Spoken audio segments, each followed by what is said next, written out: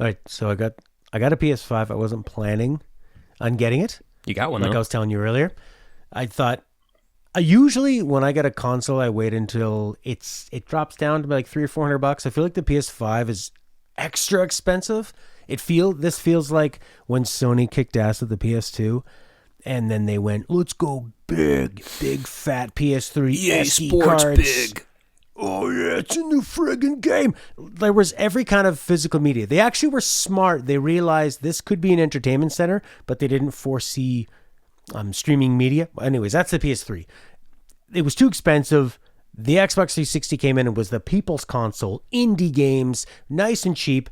Then they got cocky, made the Xbox One, you got to use a Kinect, you got to be online. PS4 went real simple, it's such an Sleek. understated box too. Yeah, it's just it's a little black box with just a little bit of an angle, but it had a lot of great games in indie. And now it feels like, I'm looking at this PS5 right now, it kind of looks like a real 90s extreme sort of curled lip. Like, it's so weird. And when I first got it kind of early and I was playing Demon's Souls, I thought, this is beautiful, but I don't really like this. And my friends are playing on the Stadia. They're getting 4K 60, playing in a Chrome tab, sitting on the toilet. It takes them 30 seconds to flip over from their phone or whatever. Yep. And I'm like, our console's kind of dead. And I'm looking at Xbox. They got Game Pass. They own Bethesda. Yep.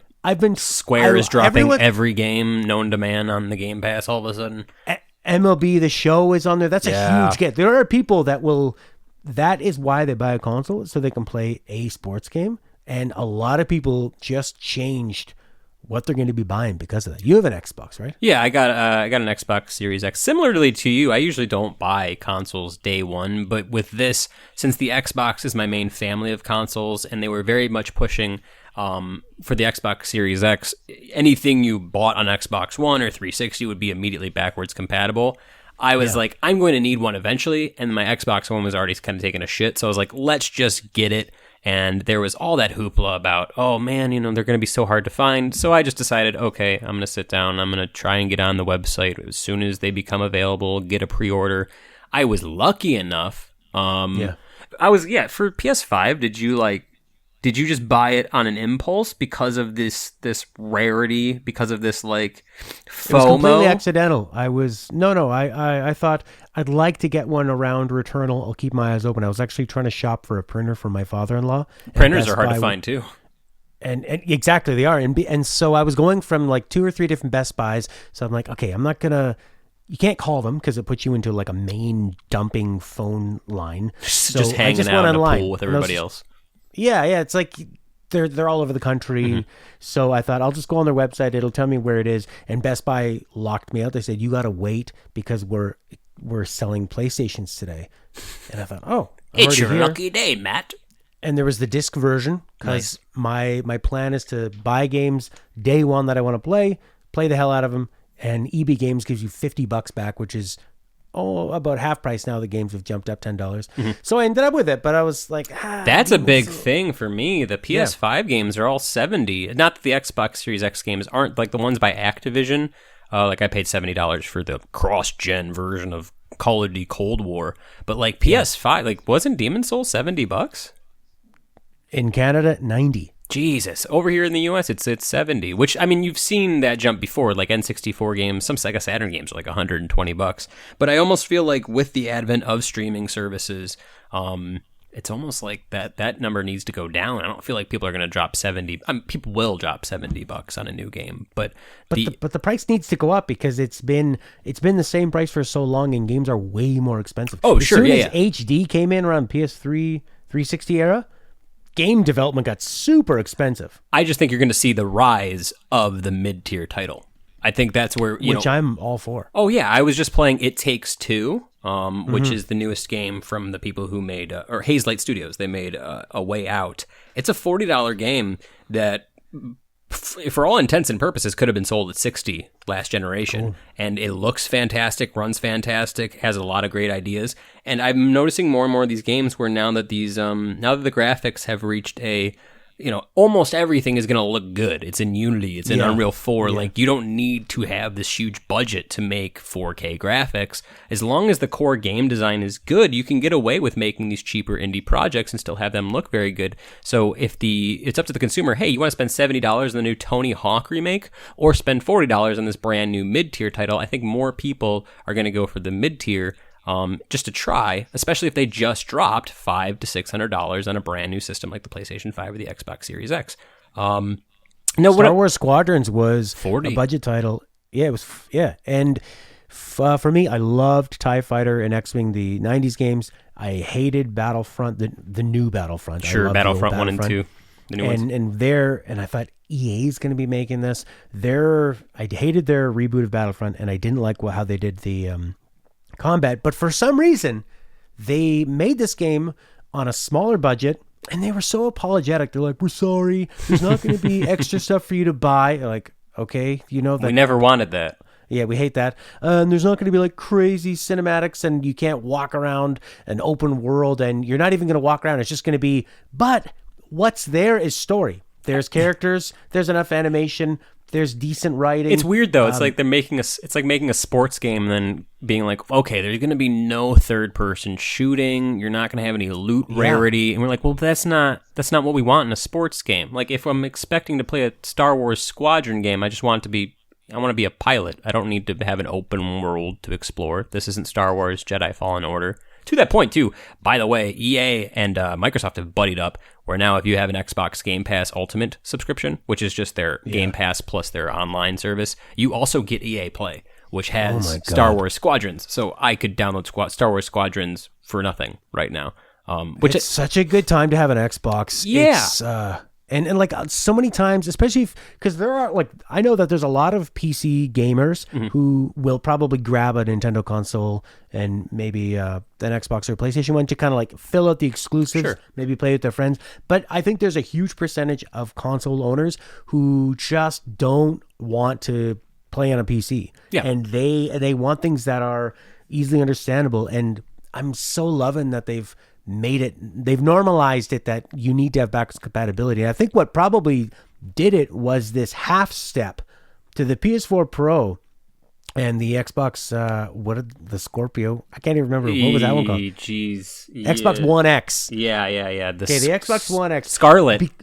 When they did that one, they had to bring everything forward. And then I think when they did that kind of next half step, it's fucking great. I could finally offset, because the PS5 was expensive, man. Canadian, to get the one with the disc after taxes, it was about $700. Fuck.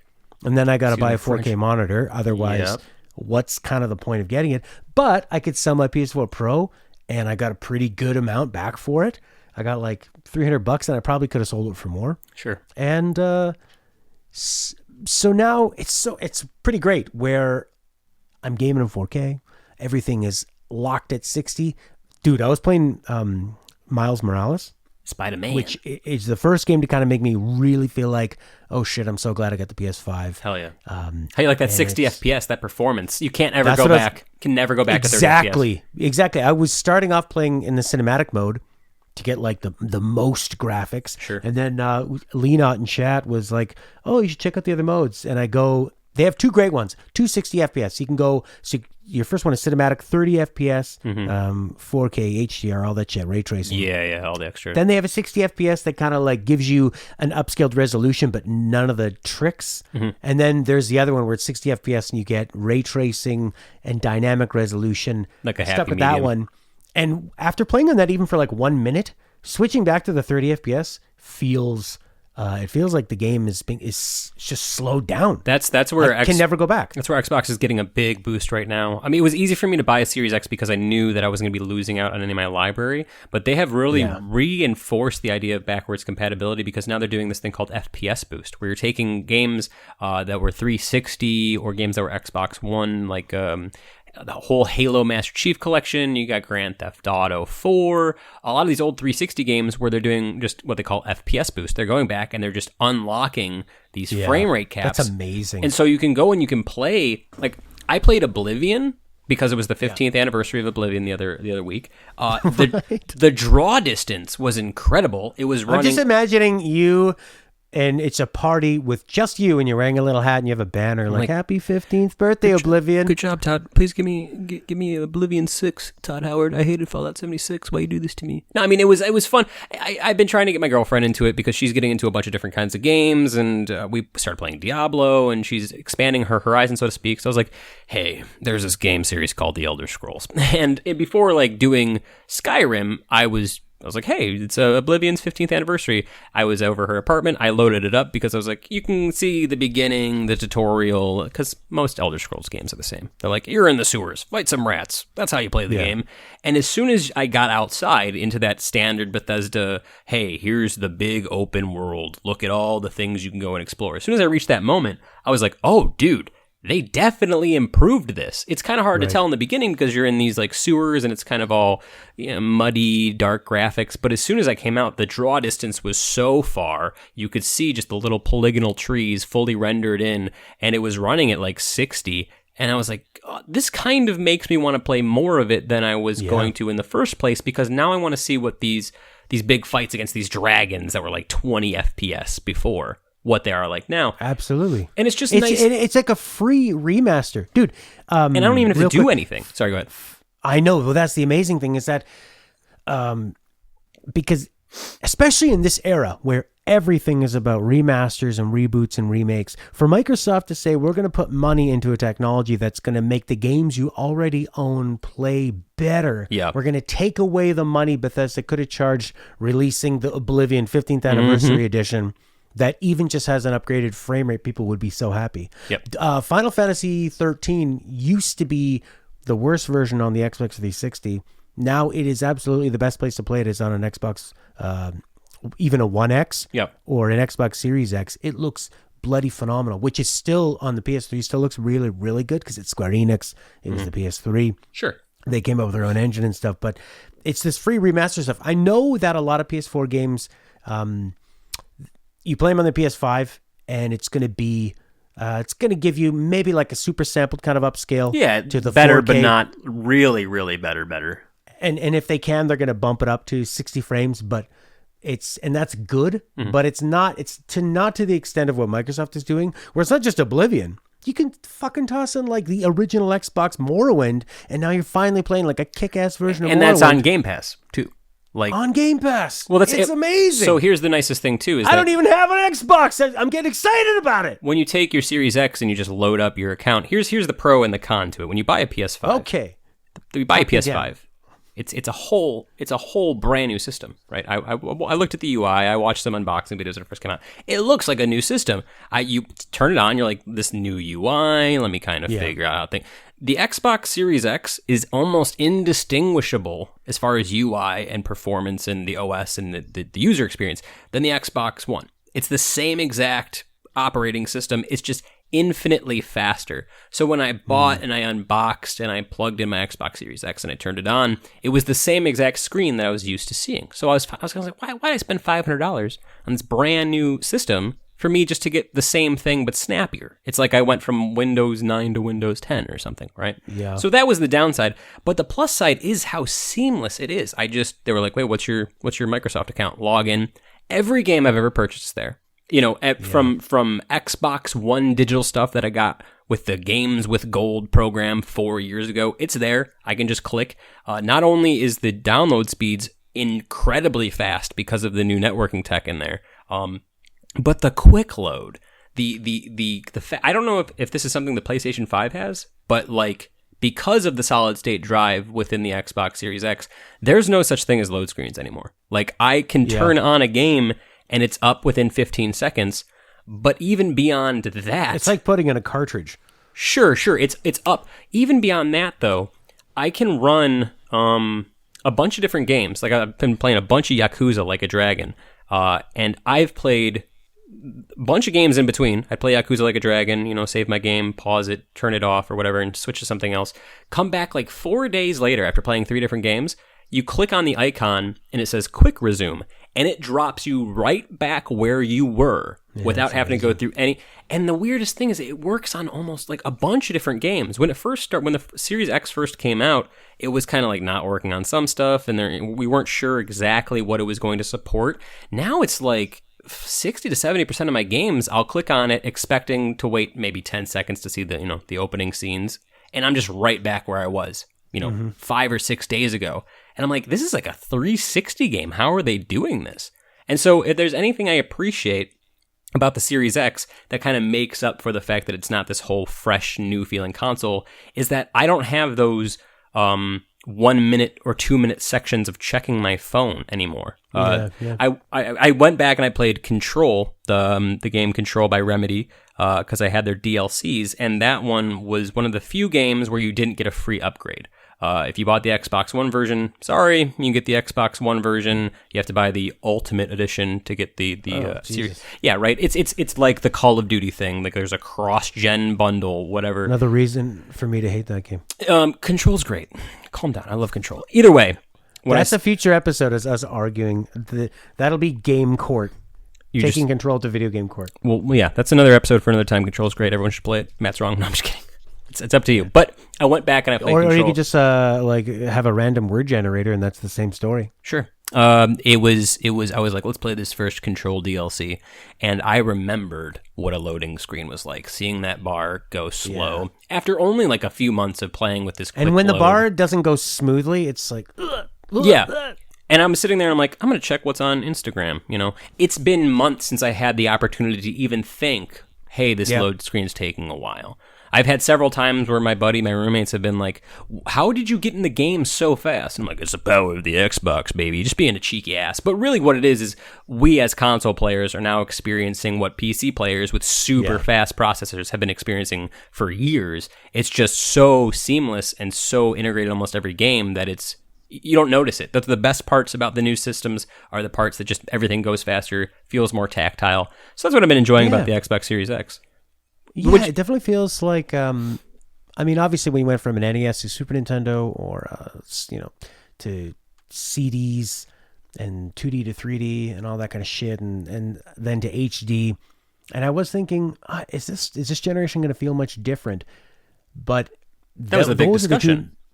Yeah, and those are the two main ways where, especially because we already had like a half iteration, is it just going to feel like it's more shiny. But yeah, like you're saying, it makes me play differently because sometimes when you're playing a game, you think, I'd like to experiment and mess around in this section, but if I die, I don't want to fucking wait 5 minutes to load and to make up for lost time. But that used to be a talking point in reviews. People would be like, "Oh, you can die a lot, but the load times are so fast that you won't even realize it." That's just now standard for every game. It's amazing, and popping, and even if you're like, I would like to jump into that game and just play for 5 or 10 minutes. Yep. I mean, Grand Theft Auto 5. It's a game that people, when they turn that on, you got to go make a sandwich or something. Oh, yeah.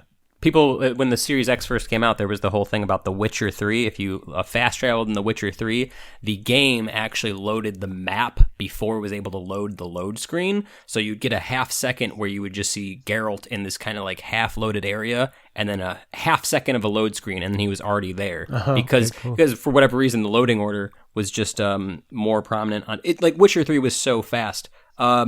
I think the thing... No, hey, sorry, real quick. The other thing that's amazing about that is this is where I want to see them make games differently. Because for so long, we've been doing this. You're in an area, and now your character's going to walk through either a tunnel, or they're going to get in an elevator. Or they're going to like, oh, this is a pretty narrow rock face. I'm going to crawl through this. And that's to mask what's coming next. Or if it's Outriders, it's a 5-second cutscene of them opening a door, Yeah, something where like it just that. like fades out and fades back in. You're like nice loading screen, guys. Whereas now I'm thinking you could do totally different things. You could do things we've not been able to do before in these 3D worlds. And that's where it's actually exciting. So I want to see developers be unleashed and not keep making the same game they've made for, 15 or 20 years. For me, and it's very much a personal thing, I have... I'm sure a lot of people have the same thing. You look at your library of 500 games and you go, there's nothing to play, I don't want to, what do I play? I don't know what I feel.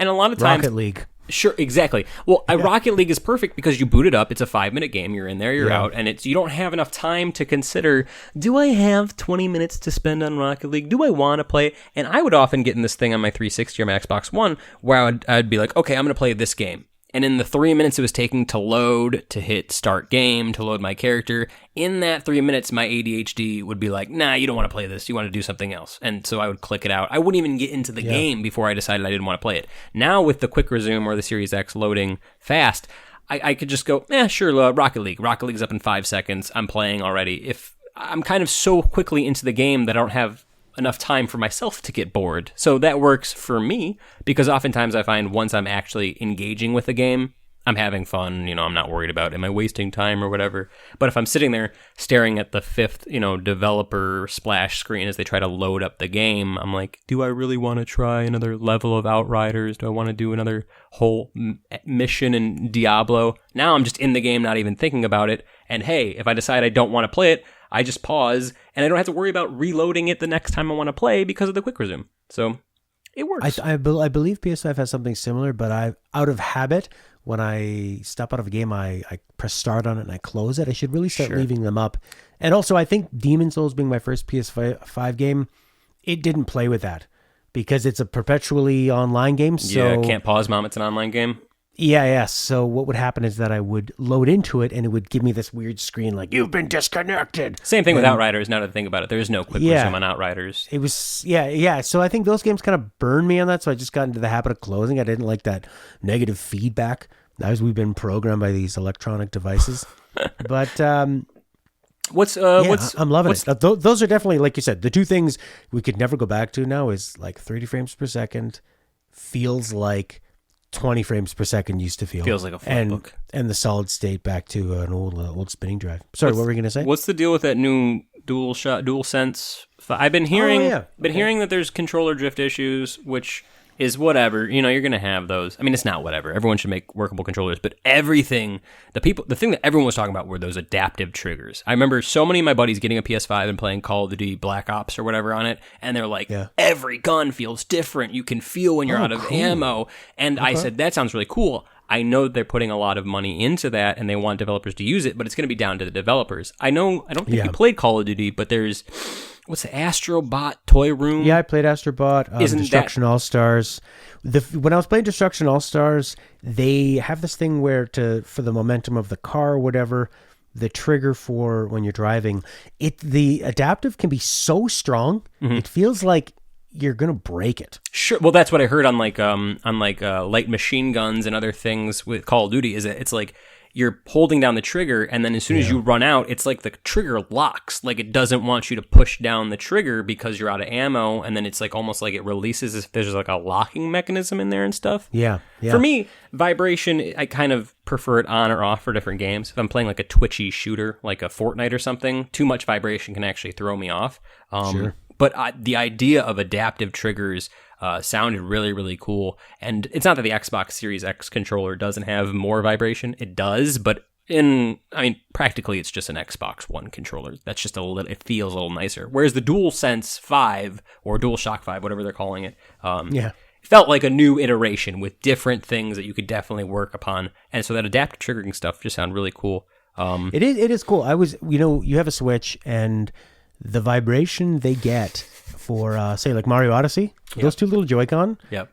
If you are Mario turning into an electrical bolt riding on a power line, I was constantly blown away by like, this fucking feels like I'm an electrical bolt. Yeah, except as soon as you put it on a Nintendo, as soon as you dock those things and you're holding the system, if you vibrate, it feels like a phone call. I don't know if you've ever done that. Yeah. Oh, right. It's like kind of the but that's the thing too, is like all those really nice vibration techs, and you see those in Nintendo games, Mario games or 1-2 Switch or whatever. Yeah. And so I'm hoping that you're going to see more of these multi-platform games. Somebody making like a crowd, like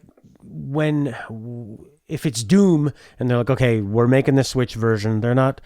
Their whole idea is like, how can we make this resolution come down enough that we can they're not worried lock about some kind of a vibration. frame rate? They're not going to spend another $100,000 or whatever trying to come up with cool vibration. But I've enjoyed the vibration. Like the triggers, they do feel pretty good. I think they could be something interesting. We'll see what people use. It does feel like there's way more detailed vibration kind of going up and down. Sure. The shaft of, of where you hold on to.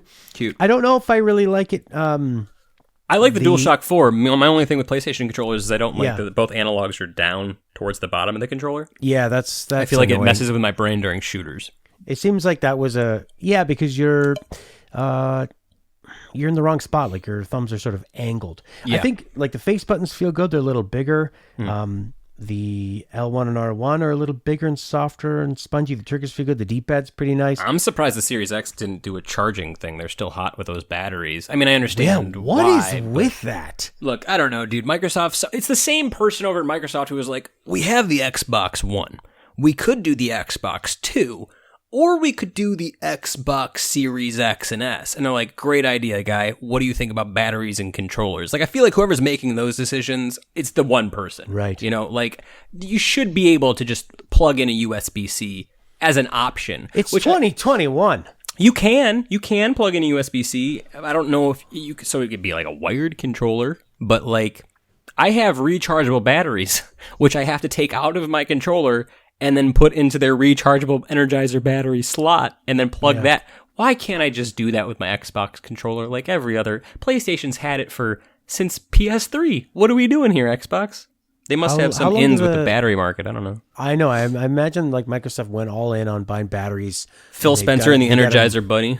Yeah, we got to move these batteries, man. We got a whole warehouse for them. They only last so long. Shady deals at E3. What? How long does the charge last? Dude, I could with the vibration off, I would say like 8 hours. It's hard for me to tell because pretty good. That's probably a lot more than I'm getting.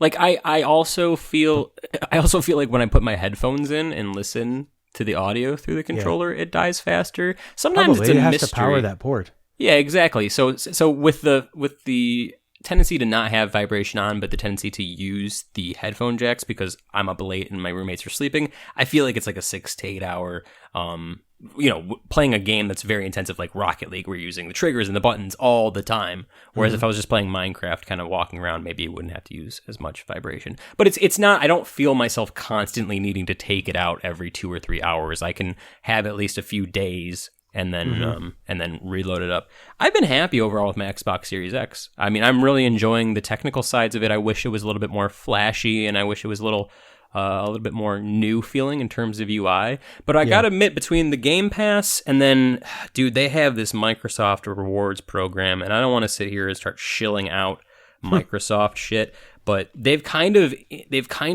intertwined it with the Game Pass system as well, where like every month there's Game Pass quests, which are basically just a way to try and get you play the new games they have on there. It'll be like, kill 10 guys in Halo, and we'll give you 50 Microsoft rewards points, which is like 5 cents or whatever.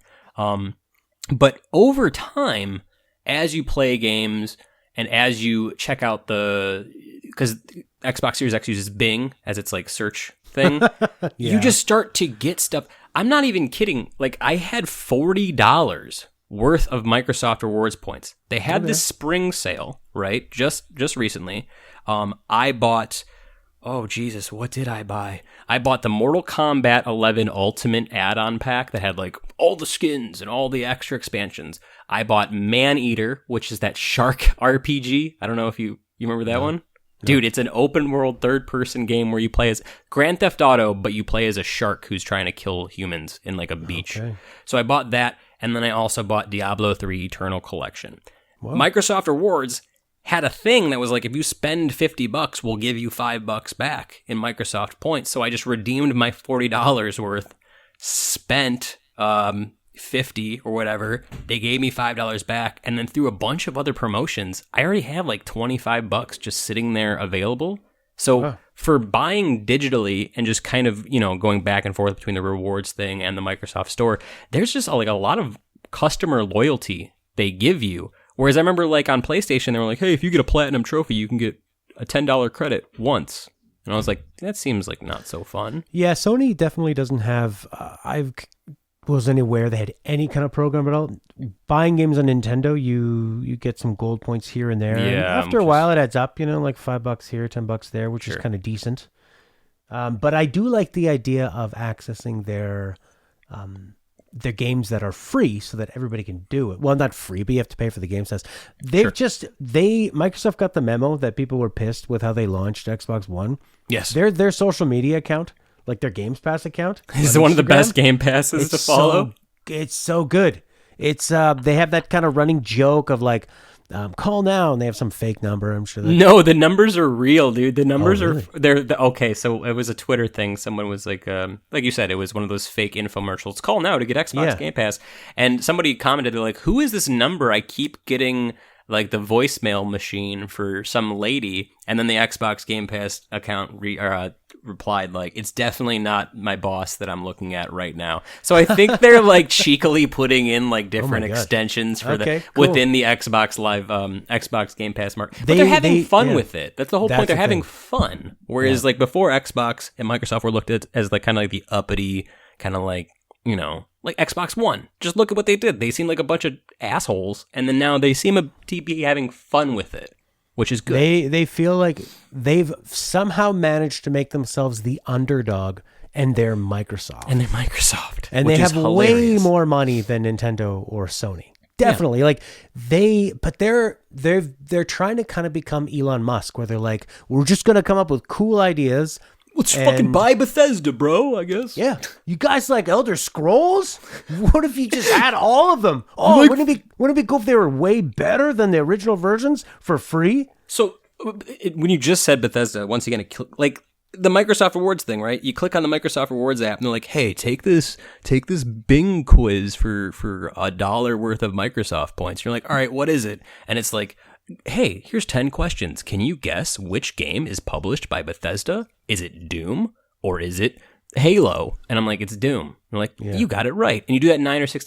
All it's doing is just perpetuating the Bing machine. So you're helping Microsoft, and then it's just promoting stuff. But at the end of the day, you get like $1 for clicking on 10 Bethesda titles. And you're like, okay, that was fun. And it didn't feel like I was wasting time. And now if there's been so many times where they have these flash sales, and it's like, "Hey, here's this game that's $3. And I'm like, "Oh, I have $3 of Microsoft Rewards. Sure. Like, whatever. I don't care. I'll buy that." Which is nice to be. It feels like when they have Steam sales, you know? I always hear my friends who play on PC talking about like, "Oh, I bought this game on Steam for like $3. I bought the Steam sale for like $6." And I'm like, "Oh, I wish as a console player I had those kind of cheaper options." And now with all these Microsoft points or Microsoft Rewards points and just kind of the general amount of different indie games that are on there, you can get some newer games for pretty cheap. I've just been enjoying not only the system itself, but the marketplace. And it feels like not a family of consoles, because I don't want to, God bless America. That's what I say when anyone sneezes. I'm sorry. God bless Canada, the Great White North. I like the Xbox. I like what they've been doing. Microsoft has made many missteps and fallen flat on their face several times before, but they're doing this new series or this new system generation quite well. I hope PS5 can catch up. I think it's going to be the exclusives, man. That Ratchet and Clank Rift Apart, that God of War, that Horizon 2 is actually coming out on PS4 as well. But we're seeing a lot of games that were forever for 5, like franchises like Yakuza, which were completely exclusive, PlayStation only. Yeah, and Jesus. Now these games are, I think Sony's seeing the value of, we'll keep it on our system for a year. So the people because the majority of game sales are done within the first like weeks or month of a game's release. Sure. So they're making all their money there, and they're putting them on PC. And I think they're realizing that we only need to have them initially. So I think you're going to see a lot more stuff become like more timed exclusive. We already are seeing that. Yeah, Final Fantasy 16, they just said, is a timed 1 year exclusive on PS5. I think they said Final Fantasy 7 Remake is also supposed to come to Xbox, which is interesting. Yeah. Well, because 15 was on all of them, I believe. Yeah. Right? Well, it's weird, too, that Yakuza, Sega has been leaning up against Xbox quite a bit, too, because Yakuza Like a Dragon was an Xbox Series X exclusive in November, and then it launched on PS5 in March. And now that I think about it, Yakuza 6 just became available on Series X. I reviewed that on PS4, and it's every single game in the Yakuza series, with the exception of the brand new one, is on Game Pass. Yeah, that is bloody mind-blowing. Yeah, so, like, I guess I guess the real end of all this is, even if you don't like Xbox, maybe think about getting Game Pass if you're a PC player. Even mobile, dude. They just announced the other day, like, 50 games will now have touch controls on mobile, so you don't even need to have a Bluetooth controller to hook up. Mm-hmm. Before, it was just, oh, here's my Android or my iPhone. I'm going to hook up my, use the Bluetooth on my Xbox controller to hook up. Now, there's like 50 games. You can just use those shitty touch motion controls if that's the kind of person you are. But at the end of the day, like, if you want to play Outriders and Microsoft is like, it's on Game Pass mobile day one, it's a way to play it for not $40. Outriders isn't what I love mobile, about Game Pass is that they're, sometimes you buy a game and you've just spent, in Canada, after tax, a game is now going to be over $100. Sure, that's a lot of cash. And it really feels like shit when you go, oh man, I made the wrong choice. But there's so many games because I bought an Xbox One late in the PS4 era, and I got Games Pass, and it was amazing. I could try things like City Skylines, Void Bastards, Outer Worlds. Now, Outer Worlds is one I got to play. I was so pumped for. Played it for 10 hours and thought, I really don't like this. Bag. This is so amazing that I got to just play it, experience the world, and have a good memory of it, and not at least feel try like, a genre. If it's something you're not super into, or something that maybe scratches your itch. How many times have you been at a GameStop or an EB Games and you pick up a box and you go, oh, this looks cool, and then you turn around the back of the box and you're like, maybe not for $25 though. But if they're like, hey, you can just press a button and download and try it, sure. That's worth a $15 or whatever, $10 monthly payment for me. Oh, it's incredible. Even the guy at EB Games, which is our version of GameStop, sure. Him and I were both talking about how great Game Pass was, and I'm thinking, this guy's Game Pass selling is his the own direct competition to your whole existence as a store. Sure. Well, physical media will hopefully always reign supreme. The day that we go all digital is going to be an issue because, I don't know about reign supreme. It's definitely it will still exist, but it hasn't been supreme for the last 10 years. At the end of the day, when they shut down those PS3 stores here in 2 or 3 months, anybody who bought anything digitally on PS3 is going to be real upset. Whereas if you still have those digital or those discs of PS3, you can still play them. Sure, but you just can't buy them. Or are they shutting down all? I thought they were shutting down the whole server. No. Games can patch and stuff. Oh no, probably not patch, but you can. Basically, now you got to go buy those Vita. Like if you want to play something on your Vita, I don't know exactly how it works with PS3. You got to buy it, and then once you have it, you can still play it. Sure. But you won't be able to buy it again. Like the licenses exist, but you just can't go out and buy. Okay, well that kind of makes me feel a little bit better about the whole thing. And I would assume you can download it. But eventually with digital, you no longer own it outright. Like you say, you have a license, and that can expire. When the apocalypse comes, I want to play my disc-based games, my battery-powered Xbox, because we won't have any electricity. This is the nuclear apocalypse. I'm not going to be able to play my digital Cyberpunk. Where's my patch 1.4? Well, I mean, there are people that don't have the amount of gigabytes to download. Sure. Because you might even, you could have an internet connection, but if you got to download like 80 gigabyte games, 100 gigabyte games, if you got a data cap or something, there's giant swaths of land in the US and in Canada where it's like, hey, you get 20 kilobytes per second. How you like that? Go download a Spice Girls song. It'll take you 40 years. Yeah, and that's a real serious consideration. So I think physical games will still they'll still exist, and I think people are going to prefer them. I mean, Netflix and streaming everything was a lot of fun when Netflix had everything. And now it's just become a dilution of cable. Yeah, and now you're like, oh, God. HBO Max, Paramount Plus. Yeah, if you get your favorite movies, it's kind of, it makes sense again. Well, maybe I do want to own that TV series in high-quality Blu-ray, spend whatever, $30-$40 on it, and know I always have it, and not have to search for it or feel like you're going to get gouged or they're going to take it on or off. So I think physical will stick around as people see that these other companies have figured out digital streaming. Some people are collectors, too. They just like that physical media. Yeah, for the first time ever, I have a bookshelf and I put up my games. Nice. And it does kind of look, it's nice to go over and look at it. I mean, scrolling your digital inventory just never feels the same. And I think they should come up with a little mini game in letting people organize that stuff. Sure. On Xbox Series X, you can have groups. You can. So I have 5 groups. I have Quick Start, which is all the games and all the video streaming apps like my YouTube, my Netflix, my Rocket League, the things that I always play. I have a whole section of games that are in progress essentially my backlog. I have a whole list of games that are new to try, that are installed that I haven't, and then I have a whole list of games that's for work. So anytime I start up my Xbox, I just hit groups, and then I don't have to scroll through 300, 400 games. Cool. Which is really nice. Oh, here's the thing, Matt. We've been talking for going on 40 minutes about Xbox Series X, PS5, all this shit. And then you just said this is the first time you've ever gotten a bookcase? No, not a bookcase, but a bookcase for my games. Oh, I was going to say, Matt, where you put your stuff? If without a bookcase your entire life, you've just been stacking that shit on the floor. I'm just sorry. My games I usually just tuck them away. I open up a little drawer and put them away. I put all my books in that corner. That's the book corner, and then the other corner is my game corner. Yeah, I just I put the books on the ground. I sweep them in. I got my book sweeping broom, like everybody would. Get the broom. I want to play a new game. Here's the thing. We've been talking a lot about Xbox Game Pass and how good it is, but I'm gonna say I did get a month of PlayStation Now and tried that on PS4, and I did really enjoy the amount of titles and the selection of titles they had. The streaming was so at some points. That's what I don't like about it. I don't like the unreliability. Yeah. I lost a save that they eventually recovered for me, and I played through Uncharted 2 and 3, but I had amazing internet at the time. I want to know that it's downloaded and it won't screw up.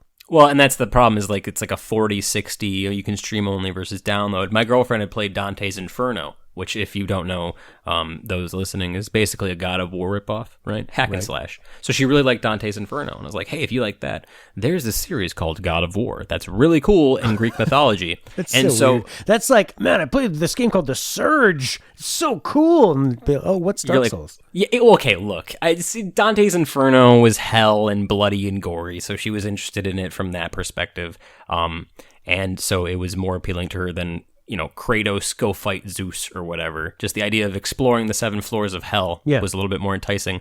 But when she enjoyed the gameplay and just the hack and slash cathartic, smash, I was like, try out God of War. And watching her play it, it looked all right. And I did play about half of God of War Chains of Olympus via the streaming.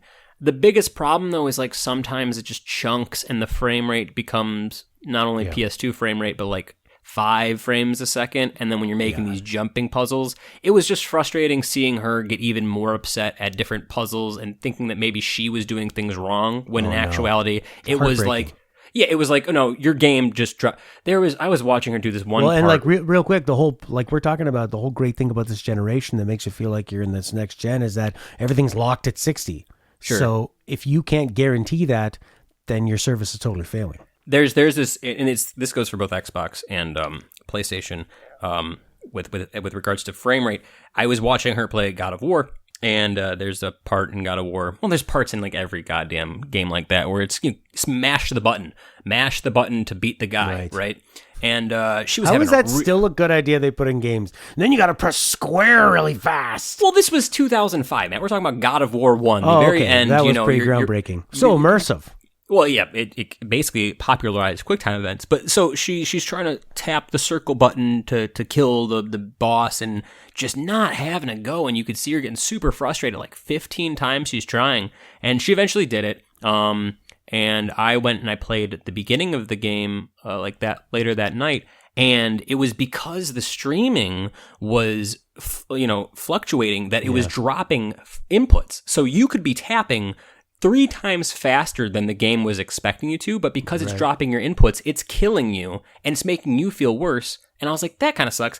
Then on the flip side, how I was mentioning before that the Xbox has that FPS boost thing, where it's hey, old games that ran at 30 now run at 60. A little fun fact about Grand Theft Auto 4, which they might have patched, who knows, it's Rockstar. Grand Theft Auto 4 running at 60 FPS, you can't actually beat the game, because in the very end, you have to tap the A button to climb up into this helicopter. And when the game is running at 60 FPS, it expects you to tap every 3 frames. And you can't. So I remember on Reddit, some guy had to make some weird, mechanical contraption so his A button could tap faster than humanly possible. And they were like, okay, maybe 60 FPS applied to these old games that run based on the frame rate, might not work. So we're going to run into a lot of these weirder issues as we update these older games, and it's another weird growing pain thing for video games. But hey, at least we're evolving. I guess. Reminds me of I love the idea of Parappa the Rappa, but I've never played a version of it where I feel like any good at it. I always get past the first level and then get to the second or third, and maybe it's because it was designed to be played on a CRT TV or something. But it's it's not just good. you exclusively. It's that's kind of the thing. Once you get to like the egg level, or it's the first two, the kick punch, it's all in the mind. That one is easy, and then the one where you're driving the car, so that's level 2. That's easy. I think the third level is the flea market guy, in the rain or in the snow. That's that song. That one's always super hard to do because it's like, now we're going to expect you to press a few buttons in line. And like you said, whether it was the CRT was off or, your audio is a few seconds behind, you would be hitting that right at the exact moment. And they're like, bad, terrible, you lose. And it's like, am I doing something wrong? Or is the game doing something wrong? And I think that's just Parappa in general. And I would think I could try and at least get through this. Like, I'm not expecting to, nail it, but it just never felt good, which sucks because I apparently not professional to Parappa standards, nerd. That's right. So that's you got to put on the hat and rap.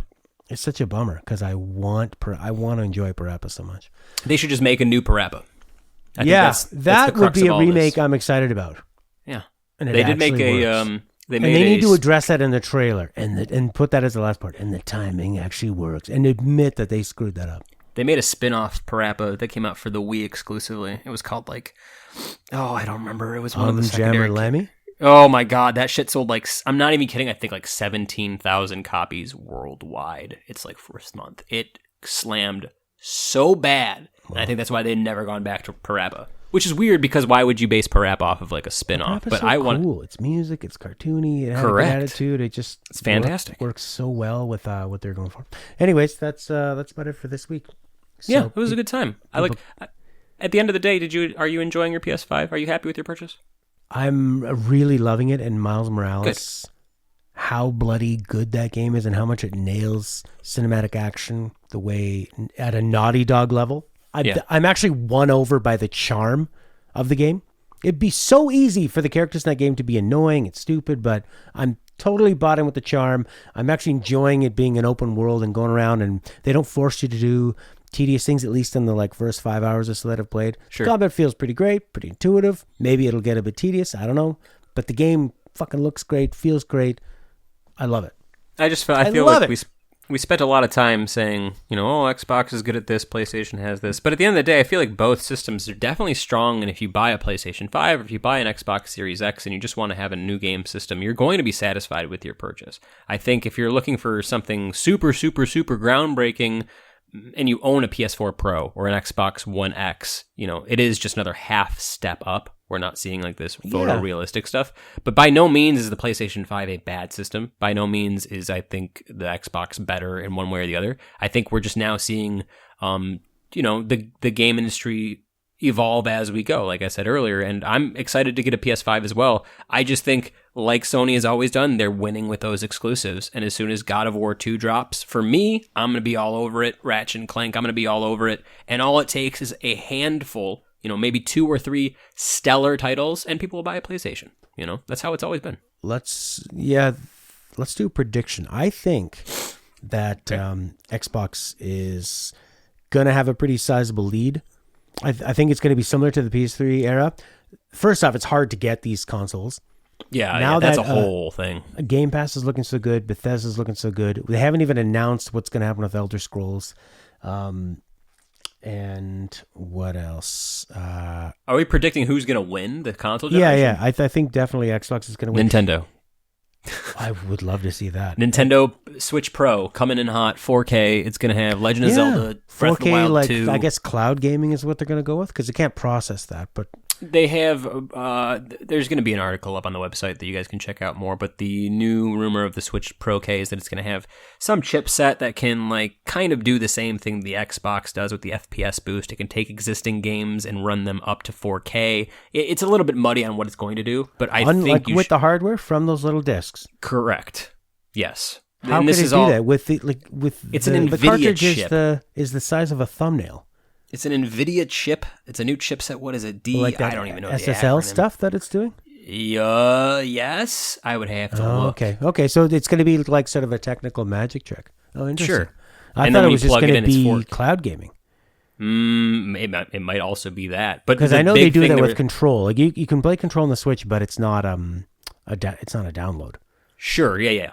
This, from what I understand, is what they're really pushing is this new chip by NVIDIA that's supposed to take existing games and upres them into 4K using some sort of technical wizardry, and then the Switch Pro will have a better OLED screen that's made by Samsung. Yeah, That's like it kind of the definitely- hard facts that you can see from manufacturing Okay. discussions. So It what needs other a new screen. I find the screen is, Here. especially if you're playing outside in the bright lights, like the commercials said we could. I find Sure. at that point I'm like, if I'm just playing at home and it's in the dark, it feels pretty great. I love my Switch. I'll definitely get an Xbox Series X in probably maybe like a year and a half, because I'm not gonna buy probably a new graphics card to game on.